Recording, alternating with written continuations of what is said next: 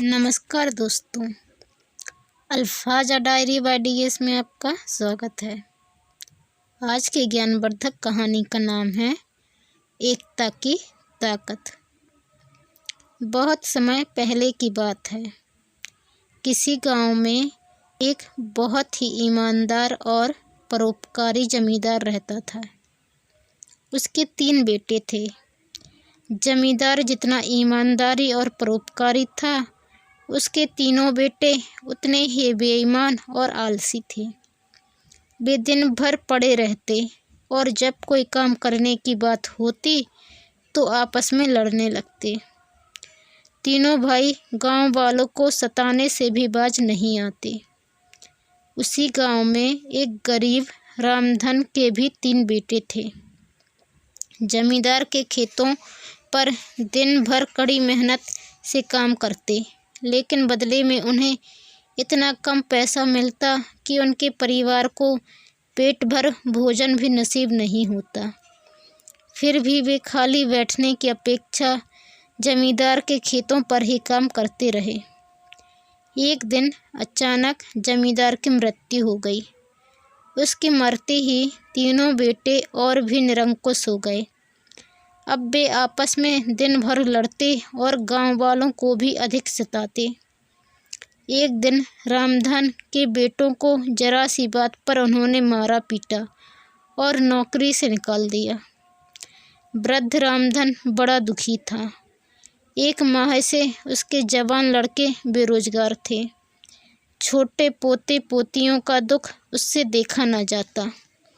उसके पास जो कुछ भी था वह सब समाप्त हो चुका था।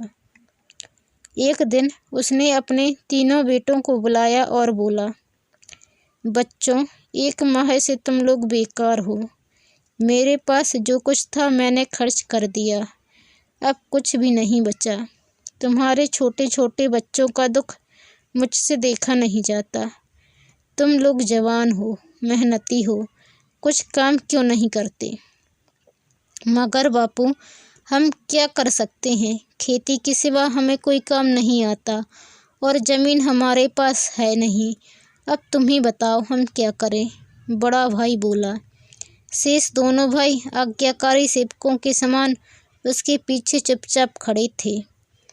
ठीक है, एक काम करो, जब तुम्हें इस गांव में कोई काम धंधा नहीं मिल रहा तो परदेश जाकर कमाओ। बिना कमाए किसी का गुजारा नहीं होता। रामधन ने हृदय पर पत्थर रखकर अपने जवान बेटों को परदेश जाने की आज्ञा दी। ठीक है बापू, जैसा आप कहते हैं हम वैसा ही करेंगे, कहते हुए बड़े भाई ने अपने दोनों छोटे भाइयों की ओर देखा।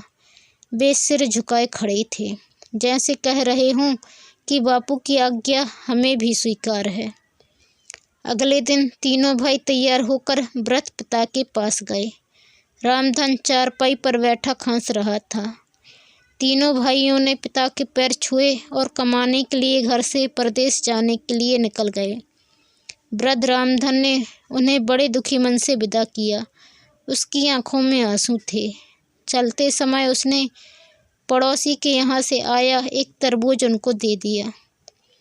तीनों भाई दिन भर चलते रहे। शाम हो गई।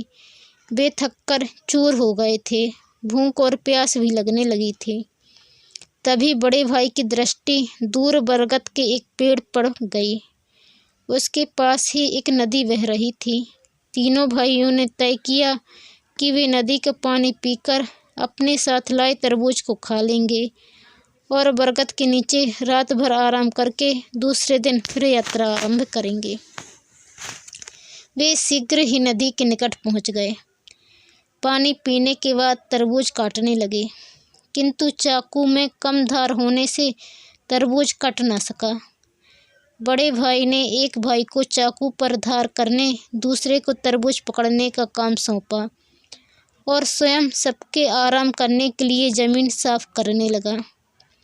बरगद का पेड़ बहुत पुराना था। उस पर एक भूत रहता था। वह रात भर इधर उधर घूमता और दिन में पेड़ पर आ जाता और पेड़ पर पड़ा पड़ा सोता रहता। अंधेरा होते ही उठता और घूमने फिरने निकल जाता। यही उसका नित्य नियम था। तभी अंधेरा होने में देर थी, लेकिन पेड़ के नीचे की आवाज़ सुनकर भूत की नींद खुल गई। कुछ देर तक वह आंखें मलता रहा, फिर नीचे देखा तो देखता ही रह गया। बरगद के पेड़ के ठीक नीचे 3 हष्ट-पुष्ट युवक खड़े थे। उनमें से एक के पास चाकू था। भूत घबरा गया। उसने सोचा, शायद मेरी चोटी काटना चाहते हैं। भागने का भी कोई रास्ता नहीं है। चलो नीचे चलकर देखा जाए कि ये लोग कौन हैं और क्या करने आए हैं। डरते डरते भूत नीचे आया। तुम लोग कौन हो और यहाँ क्या करने आए हो? भूत की आवाज़ में घबराहट थी। अचानक एक अजनबी को अपने सामने पाकर तीनों भाई डर गए, लेकिन बड़े भाई ने हिम्मत की। दोनों छोटे भाई अपनी आदत के अनुसार बड़े भाई के पीछे हिम्मत बांधकर खड़े हो गए। पहले तुम बताओ कि तुम कौन हो? बड़े भाई ने हिम्मत करके अपनी आवाज़ को कठोर बनाते हुए पूछा। मैं भूत हूँ, इसी बरगद पर रहता हूँ। अगर मुझसे कोई गलती हो गई हो तो माफ़ करना भाई, भूत ने अत्यंत दयनीय स्वर में कहा। बड़े भाई की कड़क आवाज़ सुनकर वह समझ गया कि अवश्य कोई खतरा है। इसके साथ ही दोनों भाई इस प्रकार खड़े हो गए कि भूत को दाल में कुछ काला नजर आने लगा। भूत का नाम सुनते ही तीनों भाइयों के होश उड़ गए, लेकिन भूत की बात सुनकर समझ गए कि वह उनसे डर रहा है। शीघ्र ही बड़े भाई ने अपनी घबराहट पर काबू पा लिया और फिर अपनी आवाज़ को और अधिक कठोर बनाते हुए बोला, अच्छा, तो तुम ही हो बरगद वाले भूत, जिसकी चोटी काटने के लिए हमारे गांव के तांत्रिक ने हमें चाकू और कुछ मंत्र बताकर भेजा है। कहते हैं भूत की जान उसकी चोटी में होती है, इसलिए भूत चोटी के कटने से डर रहा था। हाँ महाराज, मैं ही बरगद वाला। भूत की आवाज़ चोटी के काटे जाने के डर से निकल नहीं रही थी। फिर बड़ा भाई मंत्र पढ़ने का नाटक करते हुए बोला, लाओ चाकू मुझे दो, मैं अभी इसकी चोटी काटता हूँ। बड़े भाई ने छोटे भाई की तरफ चाकू लेने के लिए हाथ बढ़ाया। वह सोच रहा था कि चोटी काटने के डर से भूत भाग जाएगा और हम इस मुसीबत से बच जाएंगे। नहीं महाराज, मेरी चोटी मत काटो, मैं तुम्हें धनवान बना दूंगा, लेकिन मेरी चोटी मत काटो। भूत गिड़गिड़ाने लगा। अगर तुम हमें खुश कर दो तो हम तुम्हारी चोटी नहीं काटेंगे। बड़े भाई का स्वर थोड़ा नरम हो गया। भूत उन्हें एक गुफा में ले गया, जिसमें सोने, चांदी, हीरे जवाहरातों के ढेर लगे थे। तीनों भाइयों ने एक गठरी बांधी और भूत को धन्यवाद देते हुए अपने गांव आ गए। अब वे बड़े आराम से रहने लगे। उनके पास शानदार भवन व ऐशो आराम के सभी साधन हो गए थे। धीरे धीरे यह बात जमींदार के तीनों लड़कों ने भी सुनी। वे निर्धन रामधन के धनी होने का राज जानने के लिए उसके पास पहुँचे। वृद्ध रामधन ने उन्हें पूरी बात बता दी।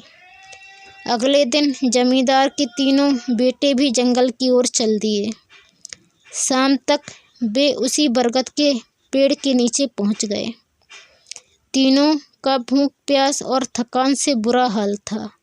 अंधेरा होने लगा था। तभी बड़े भाई ने तरबूज काट लिया। वह तरबूज की फांकें काट कर देने लगा, किंतु अंधेरे के कारण किसी भाई को कम, किसी को ज़्यादा तरबूज जाने से वे लड़ पड़े। लड़ाई में उनका चाकू भी वहीं कहीं अंधेरे में खो गया। इतने में वही भूत बरगद के पेड़ से नीचे उतरा। उन तीनों भाइयों को अलग अलग देखकर वह भूत उन पर हावी हो गया। उसने कड़क कर कहा, तुम कौन हो? तीनों भाइयों ने कहा, हम भूत के बाप हैं, तुझे मज़ा चखाएंगे। भूत ने उनसे भी कड़कती आवाज़ में कहा, तुम तो पहले ही आपस में लड़ रहे हो। लड़ते लड़ते तुमने अपना हथियार चाकू भी खो दिया है। तुम मुझे क्या मज़ा चखाओगे? तुम उन तीनों भाइयों का मुकाबला नहीं कर सकते। उनमें एकता है, वे ईमानदार हैं, अपने हाथों से मेहनत करना जानते हैं। वे स्वार्थी भी नहीं हैं। उन्होंने अपने पिता की आज्ञा का पालन भी किया है। उनकी इसी ताकत के कारण मुझे उनकी सहायता करनी पड़ी, मगर तुम्हें तो फूटी कौड़ी भी नहीं मिलेगी। यह कहकर भूत ने उन तीनों को मार मार कर अधमरा कर दिया, उनके कपड़े फाड़ दिए। हताश तीनों भाई किसी तरह अपने घर वापस लौट आए। वास्तव में शुद्ध कर्मशील प्रभु भक्त लोग किसी न किसी बहाने से प्रभु के आशीर्वाद के भागीदार बन जाते हैं। दोस्तों, आपको यह कहानी कैसी लगी कमेंट कर ज़रूर बताएं। चैनल पर नए आए हैं तो प्लीज़ चैनल को सब्सक्राइब कर बेल आइकन को क्लिक कर लें। वीडियो पसंद आने पर शेयर करें और लाइक करें। धन्यवाद।